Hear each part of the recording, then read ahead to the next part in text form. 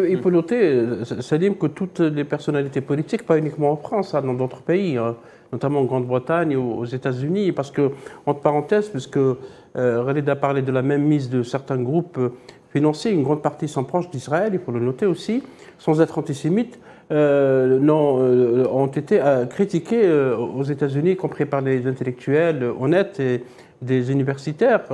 Des manifestants sont allés samedi devant le siège de New York Times, qui est quand même une institution médiatique dans le monde, en demandant sa fermeture, parce que ce journal n'a à aucun moment essayé de faire de l'équilibre, alors qu'il était vraiment un exemple de journalisme. Et je rappelle que ici à Alger, il y a eu une rencontre sur les médias et une journaliste de Jazeera, Fayrouz Ziani, elle disait que jusqu'à une date récente, on nous disait que telle institution, tel média occidental, telle chaîne était professionnelle, crédible et étaient des écoles de journalisme, qu'il faut faire comme eux, qu'il faut les suivre.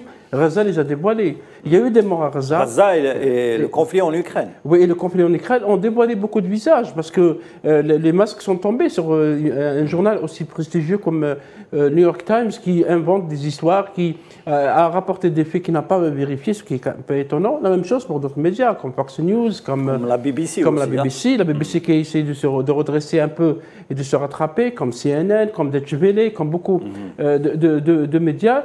Et donc, ce qui s'est passé à Gaza a permis aujourd'hui à évoquer un nouveau monde. Il y a d'autres médias, bien sûr, il y a d'autres journalistes qui ont essayé de plus ou moins équilibrer, mais il y avait un narratif qui a été imposé et qui a été répété partout. Reda en a parlé, c'est de dire qu'il y a Hamas, qualifié ou présenté comme un groupe terroriste, notamment par l'Union européenne, par les États-Unis, par d'autres organisations.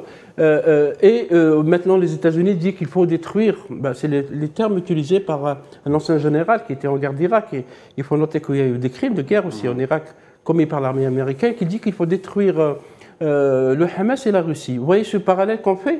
C'est un parallèle qu'on fait entre les deux guerres, la guerre d'Ukraine et la guerre à Gaza. Or, tout le monde aura noté que, par exemple, les États-Unis ont occupé pendant une bonne période l'Afghanistan en prétendant lutter et détruire les talibans. Or, les États-Unis sont sortis, ont pris 20 milliards de dollars des avoirs du peuple afghan qui étaient gelés et qui les ont pris sans aucune règle de droit, et ils ont livré l'Afghanistan aux talibans. Donc, cette idée de détruire une organisation sous prétexte qu'elle est terroriste, selon les Occidentaux, bien sûr, elle est farfelue, elle justifie des crimes comme ceux qui sont commis actuellement à Gaza.